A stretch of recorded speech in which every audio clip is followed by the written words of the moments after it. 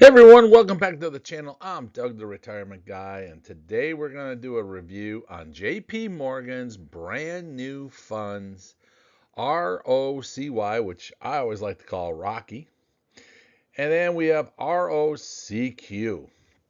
Now, both of these are brand new and they are live. You've probably already had information about them. You've probably seen them already because they are very, very popular funds. But I want to explain to them deeper dive why JP Morgan came out with these, what they've done differently. These are not replacing JEPI or JEPQ. These are addition to. So we'll get into that today to find out, does this really fit your portfolio of a retirement account? Or if you're pre-retirement, finding out where does this all fit. Before we get into that, got to do a shout out to all of our new uh, subscribers. We've added well over 1,000 new subscribers in just the past couple weeks. Thank you so much for joining the channel. It seems like everyone seems to be enjoying it. We love putting these videos on for you. And if you want more information, don't be afraid to join our Patreon group. It really is free. You can support the channel if you want through that. But everything we have it, just go down in the description below and you'll see the Patreon link. Click on that. Like I said, you can get it for free and get a lot of information. Let's get into today's video. Well, right off the bat, I do this. Past performances does not guarantee future results. The information provided in this video is for educational and informational purposes only. If you are looking to do financial advice, always contact a financial advisor. As I am not a financial advisor, I am just someone who has been heavily into all of the retirements and working with the money. So the two funds, they're using one philosophy, but two different benchmarks. The first one, ROCY, is going to be the S&P 500 exposure. ROCQ is the ticker for the NASDAQ exposure.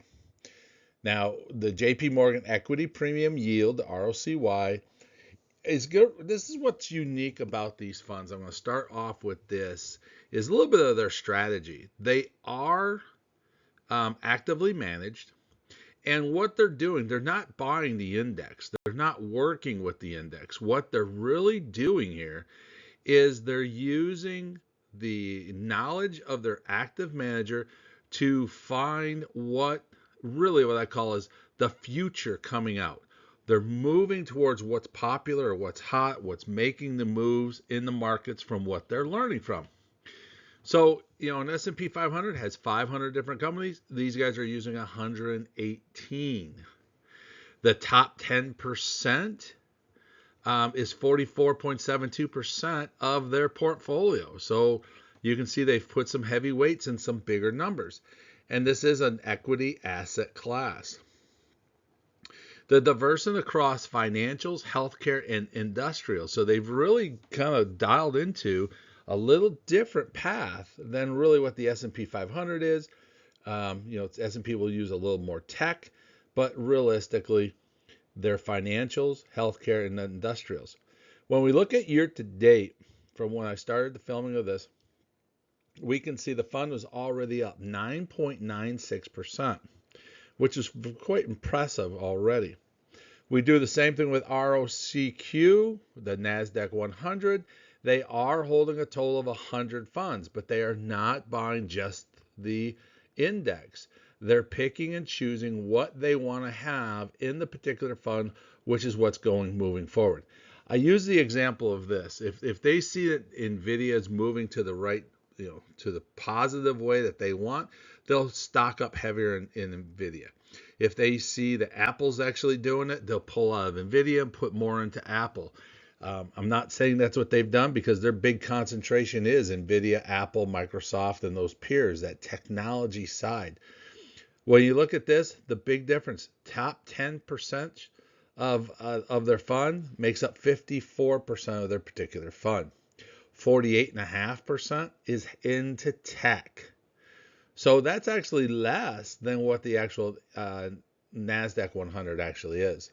But look what they've done year to date so far. This is what really got me interested in really watching these hard.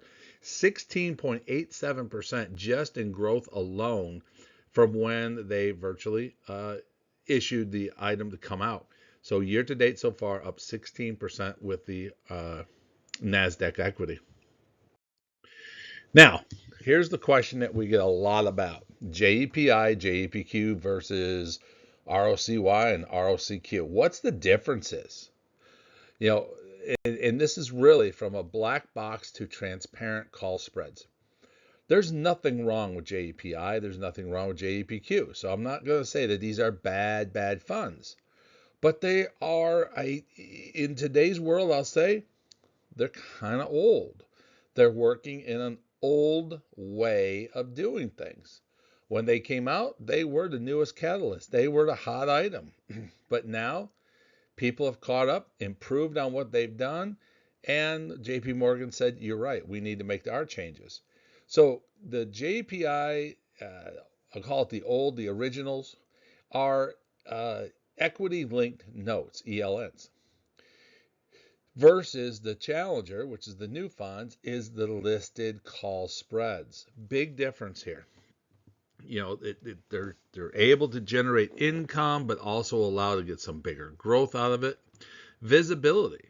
You know, they're really the equity notes, and what the originals are using is really that black box. You don't get to see what's going on. It's all issued internally.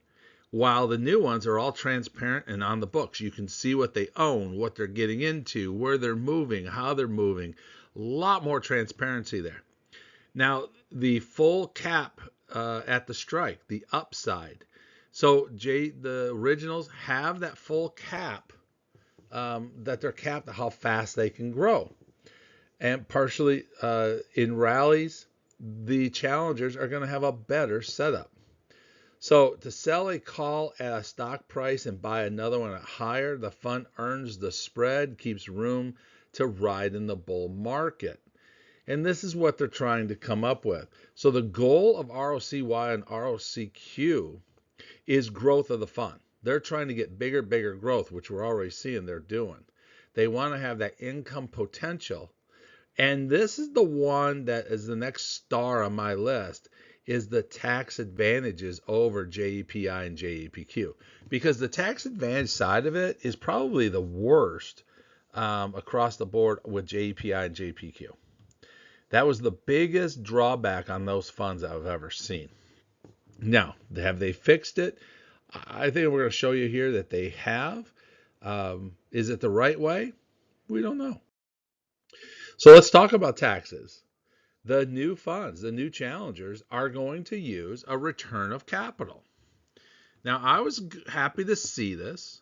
This is one of those things that, would I have loved to see them use the 1256 contracts? Most definitely. Kind of similar to what NEOS uses. But what they're doing here is a return of capital. Distributions defer taxes by reducing your cost basis rather than being taxed at ordinary income, which is the old structure. So we done a video on return of capital. We're probably going to have to redo it here shortly and just get everyone back out there. But I look at this and say it's a double-edged sword. Return of capital is really a double-edged sword. If used properly, which I believe JP Morgan will, it's a great advantage. So if you bought shares and they cost you $1,000 and they paid you $100 from those $1,000 of costs, what this does in return of capital, it reduces your new costs down to $900. So you really didn't pay any taxes on that $100 distribution because the government looks at it and says it's your own money coming back to you. You know it's reducing your cost. You're getting money back. So taxes are collected when you sell your shares and your shares cost hit zero. So it's a huge difference that you are kicking the can down the road a little bit. And when you sell your shares, you'll probably pay some capital gains, which is pretty much right in line. If you hold it long enough, you'll be in the long-term capital gain. So there's a lot of positives across the board with them using return of capital. The double-edged sword that I always talk about, though, is simple. If they start using return of capital to pay distributions, now you're going to get into the involvement of NAV erosion and markets cutting down. But I don't see that happening in this area. Expense ratios. This is another one that's really come out where you're getting the advantages, you're getting the operations of what the NEOS markets are and other areas they're doing, the Goldman Sachs and so on. Well, their expense ratio is about half. It's 0.35%. NEOS is at 0.68%. So you're realistically on a $100,000 savings account, you're saving yourself about $330 back in your pocket each and every year. Now the returns, the yields, and all that will have these numbers included into it, but it does make a difference. Okay, I would not buy a fund just strictly on expense ratios, but it just shows that JP Morgan, with an active managed person, is actually making the system affordable across the board. Now, ROCQ captured nearly the entire NASDAQ move and still paid a dividend. This is what made me almost like the final straw in my back saying, whoa, maybe we need to look at this one a lot closer. QQQ, three Qs, is the NASDAQ index for the NASDAQ 100. Well, in the period that we looked at, basically, this is going to be the period of when ROCQ started up, you will see they came up a positive 15.56% growth. Now, the JP Morgan ROCQ gained 13.25%. So they're really only trailing about 2.25% difference. QQQI, which everyone says, oh my God, NEOS is such a great package and everything's great, gained 5.70%. So there's a huge difference. That's a 10% swing between those funds. And then look at the same exact family, same situation, JEPQ, only 2.11%. So you can see the old way just isn't cutting it. The modern way, QQQI, is gaining it, but missing out because it's paying that big income. ROCQ, huge gains for growth. And we've seen that in the previous numbers I showed you, equal to what's coming out of the index as a whole. So they're doing a great job there. The question I'm going to have is, where's the income? Well, this is what we start looking at now. ROCY beats the S&P outright. This one kind of blew my mind when I read it. ROCY came out 7.53. SPY, the 500 index, 6.50. SPYI, 0.90. And JEPI lost 6%. Now you can see why the new funds are actually doing a better job than the old style systems. Okay, so what we're looking at here, this whole thing, these are your gains. These are gathering up your growth. So they're getting more than the actual index. And their system and their strategy is actually working. When we take a look at total returns, and on this channel, that's my big thing, total returns across the board. And we start looking at it. QQQ, again, the index, has a total return. And I got the report from my stock analysis. And they're great people to work with. I love their system. This is actually their free version that they have. I was able to back this thing up as close as I can, which you'll see in the past 3 months, that the total return for QQQ, the index, was 21.73. That means that was almost literally 21% of growth because they hardly pay a dividend of anything on that fund. We look at ROCQ, 17.68%. Compared to QQQI, 13.06%. JEPQ, only 8.45%. So ROCQ is definitely kicking QQQI's tail. They're making improvements, well, 4.5% gaining onto it. So it is a very, very interesting fund. Now, I personally do not buy these things. I don't have the fear of missing out. I will wait 6 months to a year before I make decisions. But it already looks to me as that this has some potential to adding to my portfolio in my retirement fund, giving me A, more growth, But I still question comes into the income side of it, because QQQI is built for income, and ROCQ, I believe, is built on the factor of more growth than income. When we do the ROCY comparison, and we did the same thing here, and you will see they beat across the board, 10.84% to 6.63 versus NEOS.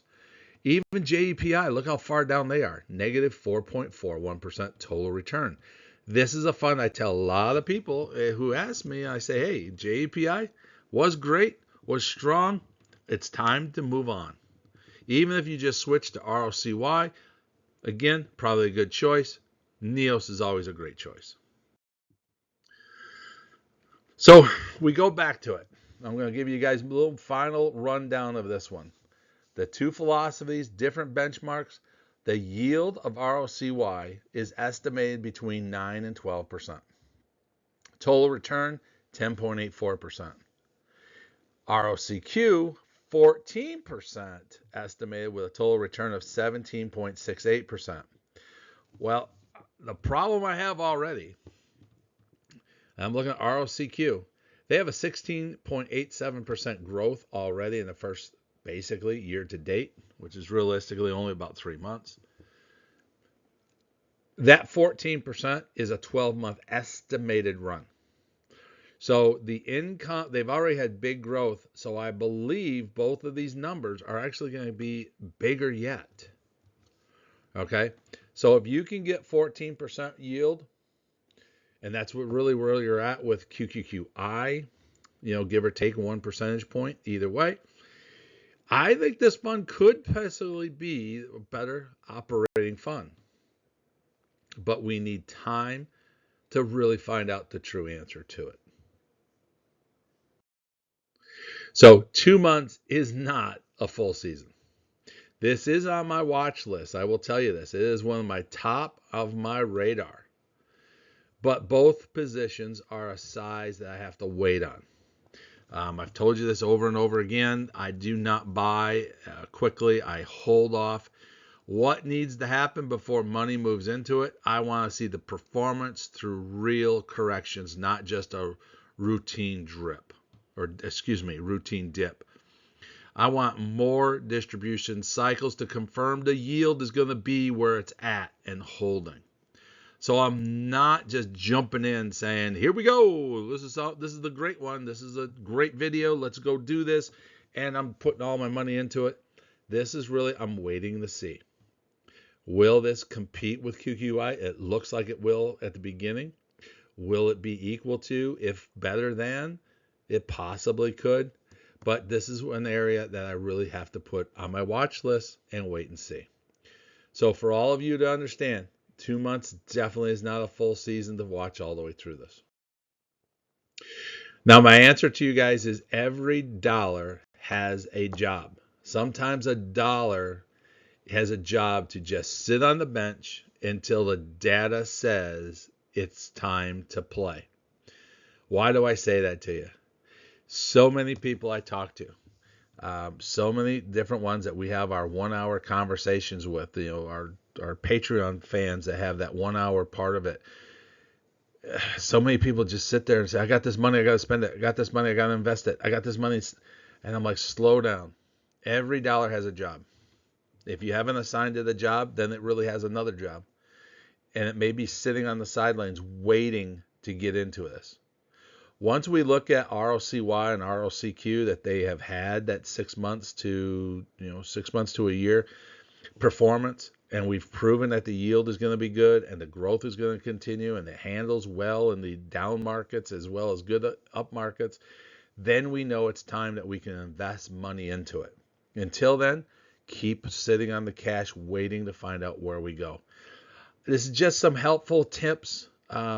Just some big helpful tips for everybody, helping you into your retirement side. Let me know what you think about the funds. I'd love to hear you. Leave a comment down below. And if you like the video, hit that like button. You don't want to miss a single one of ours. Guys, thanks for watching. We'll catch you next time. Thank you for watching.